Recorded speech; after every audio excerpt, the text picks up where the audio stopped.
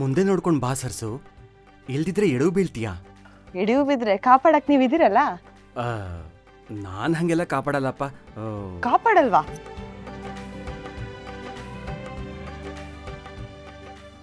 ನೋಡಿದವ್ರು ಏನ್ ಅನ್ಕೊಳಲ್ಲ ಸರ್ಸು. ಏಯ್, ನೋಡಿದ್ರು ಪರವಾಗಿಲ್ಲ, ಅನ್ಕೊಂಡ್ರು ಪರವಾಗಿಲ್ಲ. ಕಾಪಾಡ್ತೀನಿ ಕಾಪಾಡ್ತೀನಿ ಕಾಪಾಡ್ತೀನಿ ಕಾಪಾಡ್ತೀನಿ ಕಾಪಾಡ್ತೀನಿ. ಹಾಗ್ ಬನ್ನಿ ದಾರಿಗೆ. ದಾರಿಗೆ ಬಂದವನು ನಾನು ಒಬ್ನೇ ಅನ್ಸುತ್ತೆ. ಅದೆಲ್ಲ ಬಿಡಿ, ಮೊದಲು ನನ್ನ ಪ್ರಶ್ನೆಗೆ ಉತ್ತರ ಕೊಡಿ. ಏನ್ ಪ್ರಶ್ನೆನೋ ರಾಜ್ಕುಮಾರಿ ಅವ್ರದ್ದು. ಅಲ್ಲ, ಇದೆಲ್ಲ ನಿಮ್ಗೆ ಹೇಗ್ ಸಾಧ್ಯ ಆಯ್ತು ಅಂತ. ಯಾವ್ದೆಲ್ಲ? ಮಂತ್ರಶಕ್ತಿಯಿಂದ ಗಂಧದಲ್ಲಿ ಅಗ್ನಿ ಆಹ್ವಾನ ಆಗೋದು, ಅದನ್ನ ಮೈಗಚ್ಕೊಂಡಾಗ ಉರಿ ಬರೋದು, ಮತ್ತೆ ವರುಣ ಸೂಕ್ತ ಹೇಳಿದ್ರೆ ಉರಿ ಹೋಗಿ ತಂಪಾಗೋದು. ಇದನ್ನೆಲ್ಲ ನಾನು ಎಲ್ಲೂ ನೋಡಿರ್ಲಿಲ್ಲ, ಕೇಳಿರ್ಲಿಲ್ಲ. ನಮಗ್ ಗೊತ್ತಿಲ್ಲ ಅಂದ ಮಾತ್ರಕ್ಕೆ ನಡೆಯೋದೆಲ್ಲ ಸುಳ್ಳು ಅಂತ ಹೇಳೋದಕ್ಕಾಗೋದಿಲ್ಲ ಸರ್ಸು. ಈ ಬ್ರಹ್ಮಾಂಡ ಅನ್ನೋದು ರಹಸ್ಯಗಳ ಕಣಜ.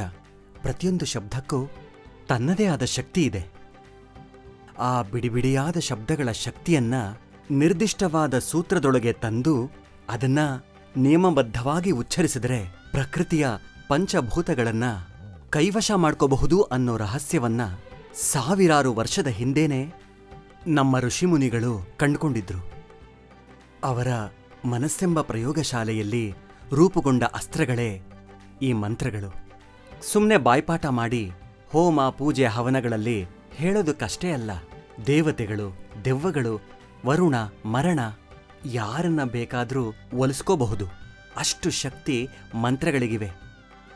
ಆದ್ರೆ ಅದಕ್ಕೆ ಸಿದ್ಧಿ ಬೇಕು, ಸಾಧನೆ ಬೇಕು. ನಿಮ್ಮಂಥ ಸಾಧಕರನ್ನ ಪತಿಯಾಗಿ ಪಡೆದಿದ್ದು ನನ್ನ ಪುಣ್ಯ. ನೀವೇ ನನ್ನ ಅಗ್ನಿ, ನೀವೇ ನನ್ನ ದೈವ.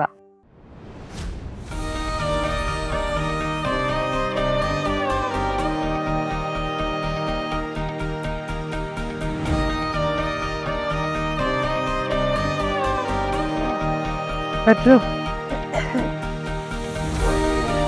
ಏನ್ ಹೀಗೆ ನೋಡ್ತಾ ಇದ್ದೀರಾ? ತಾಯಿ, ನಾನು ದಿನಾ ನಿಮ್ಮನ್ನು ಗಮನಿಸ್ತಾನೇ ಇದ್ದೀನಿ. ಅದೆಷ್ಟು ಕೆಲಸ ಮಾಡ್ತಾ ಇದ್ದೀರಾ. ಹೊಟ್ಟೆಗೂ ಏನೂ ತಗೊಂಡಿಲ್ಲ. ದೇಹನ ಇಷ್ಟೊಂದು ದಂಡಿಸ್ಬಾರ್ದು ತಾಯಿ. ಭಟ್ರೆ, ಇದು ಸುಖವಾಗಿ ಬೆಳೆದಿದ್ದೀವ, ತುಂಬ ಸುಖ ನೋಡಿತ್ತು, ಅದಕ್ಕೆ ದೇಹನ ದಂಡಿಸ್ತಾ ಇದ್ದೀವಿ. ದೇವರು ಸುಖನೂ ಕೊಡ್ತಾನೆ, ಕಷ್ಟನೂ ಕೊಡ್ತಾನೆ, ಎಲ್ಲವನ್ನು ಸಮಾನವಾಗಿ ತಗೋಬೇಕು. ನೀವೇನೇ ಹೇಳಿ, ಮಠದ ಕೆಲಸ ಮಾಡೋದ್ರಲ್ಲಿ ಒಂಥರ ಸಂತೋಷ ಇದೆ. ಹೌದಮ್ಮ, ನಾನು ನಿಮ್ಮನ್ನು ದಿನ ನೋಡ್ತಾನೇ ಇದ್ದೀನಿ. ಆದರೆ ಇವತ್ತು ನಿಮ್ಮ ಮುಖದಲ್ಲಿ ಸಂತೋಷ ಎದ್ದು ಕಾಣ್ತಾ ಇದೆ. ನೀವು ಹೀಗೆ ನಗನಗ್ತಾ ಇದ್ರೆ ಸಾಕ್ಷಾತ್ ಮಹಾಲಕ್ಷ್ಮಿ ಥರ ಕಾಣ್ತೀರ. ಹೌದು, ನಿಮ್ಮ ಆನಂದಕ್ಕೆ ಕಾರಣ ಏನು ತಾಯಿ? ಯುಗಾದಿ ಹಬ್ಬ ಬರ್ತಿದೆಯಲ್ಲ, ಅದಕ್ಕೆ ಈ ಸಂತೋಷ. ಓಹೋ, ಯುಗಾದಿ ಹಬ್ಬ ಬಂತಲ್ವೇ? ನಮ್ಮನೇಲಿ ಯುಗಾದಿ ಹಬ್ಬ ಆಚರಿಸ್ತಾ ಇದ್ವಲ್ಲ, ಅದನ್ನೇ ಮೆಲುಕಾಗ್ತಿದ್ದೆ. ಯಾವುದೇ ಹಬ್ಬ ಬರಲಿ, ಇಡೀ ಊರಿನ ಜನರ ಜೊತೆ ಹಬ್ಬನ ಆಚರಿಸ್ತಾ ಇದ್ವಿ. ನಮ್ಮನೇಲಿ ಜನ ತುಂಬಿ ತುಳುಕ್ತಾ ಇದ್ರು. ಜನ ಉಪವಾಸ ಇರಬಾರ್ದು ಅಂತ ಎಲ್ಲರಿಗೂ ಕಾಸು, ದವಸ, ಧಾನ್ಯ ಎಲ್ಲ ಕೊಡ್ತಾ ಇದ್ವಿ ಭಟ್ರೆ. ಅದನ್ನ ನೆನೆಸ್ಕೊಂಡೆ. ಆದರೆ ಈಗ ಬರೀ ಕೈ. ನಿಮ್ಮದು ಶ್ರೀಮಂತರ ಮನೆತನ ಅಲ್ವೇ? ಸಂಭ್ರಮ ಇದ್ದೇ ಇರುತ್ತೆ.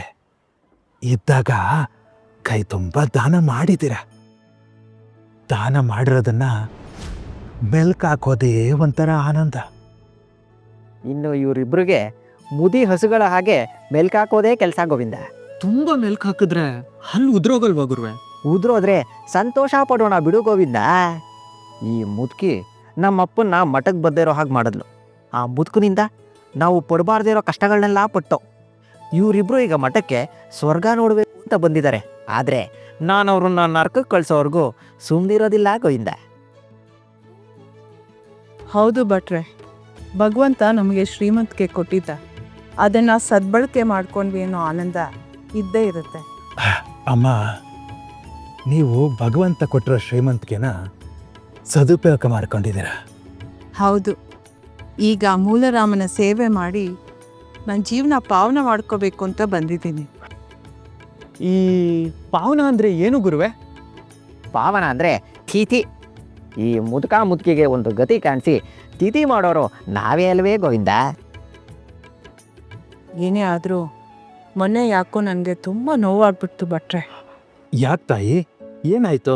ಪಾಪ ಮಗು ಸರಸ್ವತಿ ನನ್ನನ್ನು ನೋಡಬೇಕು ಅಂತ ವೆಂಕಟನಾಥನ ಜೊತೆ ಮಠಕ್ಕೆ ಬಂದಿದ್ಲು. ಆ ಮಕ್ಕಳು ಹೋಗ್ಬೇಕಾರೆ ನನ್ನ ಕೈಯಿಂದ ಏನೂ ಕೊಡೋಕ್ಕಾಗಲಿಲ್ಲ. ಒಂದೆರಡು ಹಣ್ಣಿದ್ರೆ ಕೊಡ್ತೀರಾ? ಏನು ಹಣ್ಣ? ಪ್ರಸಾದ ಸೇವನೆ ಮಾಡಿ ಆಯ್ತಲ್ಲ, ಹಣ್ಣು ಯಾಕೆ? ಒಂದು ಹಣ್ಣು ಕೊಡೋದು ತುಂಬ ಕಷ್ಟ ಆಯಿತು. ಕೈ ತುಂಬ ಕೊಟ್ಟೆ ಜೀವ ಅಲ್ವಾ, ತುಂಬ ಚಡ್ಪಡಿಸ್ಬಿಟ್ಟೆ. ಯಾಕೋ ಕರುಳು ಚುರುಕನ್ಬಿಡ್ತು ಭಟ್ರೆ. ಇವಳಿಂದ ನಮ್ಮಪ್ಪನ ಕರುಳು ಎಷ್ಟು ಚುರುಕಂದಿರಬಾರ್ದು ಶಿಷ್ಯ.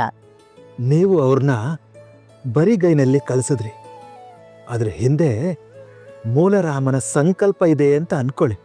ಎಲ್ಲವನ್ನೂ ಅವನು ಗಮನಿಸ್ತಾ ಇದ್ದಾನೆ ಅಂತ ಅನ್ಕೊಳ್ಳಿ.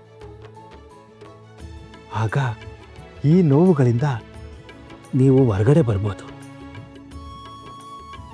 ನಿಮ್ಮ ಮಾತು ಸತ್ಯ ಭಟ್ರೆ. ನಾವು ಬರೀ ಮಾತಲ್ಲಿ ಬಿಟ್ವಿ ಅಂದ್ಕೊಂಡ್ರೆ ಬಿಡುಗಡೆ ಸಿಗಲ್ಲ. ಮಾನಸಿಕವಾಗಿ ಸಿದ್ಧರಾಗಬೇಕು. ನಾವು ಸಿದ್ಧವಾಗಿದ್ದೀವಿ ಗೋವಿಂದ. ಇವರಿಬ್ರು ಈ ಮಠ ಬಿಟ್ಟು ಓಡ್ತಾ ಇರಬೇಕು. ಹಾಗೆ ಮಾಡ್ತೀನಿ ಗೋವಿಂದ. ಅಮ್ಮ ಶಾಮಟ್ರೆ, ನಾನಿವತ್ತು ಹಾಲೇ ಕೊಡ್ತಿಲ್ಲ. ಈ ಬಟ್ಟ ನೋಡಿದ್ರೆ ಇವರಿಬ್ರಿಗೂ ಹಾಲು ಕೊಡ್ತಾ ಇದ್ದಾನಲ್ಲ ಗೋವಿಂದ. ಒಂದು ಗೊನೆ ಬಾಳೆಹಣ್ಣು ತಿಂದ್ರಲ್ವಾ ಗುರುವೆ? ಒಂದೇ ಗೊನೆ. ಒಂದೇ ಗೊನೆ. ಅದಕ್ಕೆ ಮೊನ್ನೆ ಹೊಟ್ಟೆ ನೋವು ಅಂತ ಒದಾಡ್ತಿದ್ದಿದ್ದು. ನನ್ನ ಹೊಟ್ಟೆ ನೋವಿನ ವಿಚಾರ ನಿನ್ನ ಹೊಟ್ಟೆ ಒಳಗೆ ಇರಲಿ ಗೋವಿಂದ. ಭಟ್ರೆ, ಅವರು ಪ್ರಾಣ ತ್ಯಾಗ ಮಾಡಿ ಪರಮಾತ್ಮನ ಹತ್ರ ಸೇರ್ಕೊಳಕ್ ಬಂದಿರೋರು. ನೀವು ನೋಡಿದ್ರೆ ಪ್ರಾಣ ಉಳಿಸೋ ಆಹಾರ ಕೊಟ್ಟು ತಪ್ಪು ಮಾಡ್ತಾ ಇದ್ದೀರಲ್ಲ ಗೋವಿಂದ. ಅಯ್ಯೋ, ಅವರಿಬ್ಬರನ್ನ ಚೆನ್ನಾಗಿ ನೋಡ್ಕೊಳ್ಬೇಕು ಅಂತ ಗುರುಗಳ ಆದೇಶ ಆಗಿದೆಯಪ್ಪ.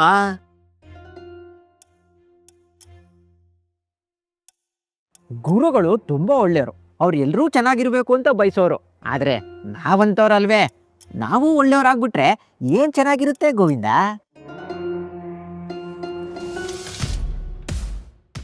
ಇವರಿಬ್ರು ನಮ್ಮ ಮನೆ ಹಾಳು ಮಾಡಿದವರು.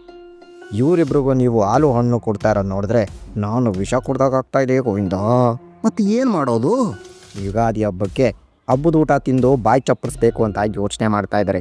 ಅದು ಆಗದೆ ಇರೋ ರೀತಿ ನೀವು ನೋಡ್ಕೋಬೇಕು ಗೋವಿಂದ. ಯೋಚನೆ ಮಾಡಿ ಪ್ರಯೋಜನ ಇಲ್ಲ. ನಾನು ಹೇಳಿದ ಕೇಳಿದ್ರೆ ನೀವು ಈ ಮಠದಲ್ಲಿ ಶಾಶ್ವತವಾಗಿ ಉಳ್ಕೊಳ್ಳೋದು ಹೇಗೆ ಅಂತ ನಾನು ಹೇಳ್ಕೊಡ್ತೀನಿ ಗೋವಿಂದ. ನೀವಿಷ್ಟು ಧೈರ್ಯ ಹೇಳಿದ ಮೇಲೆ ನಾನು ನನ್ನ ಕೆಲಸನ ತೋರಿಸ್ತೀನಿ.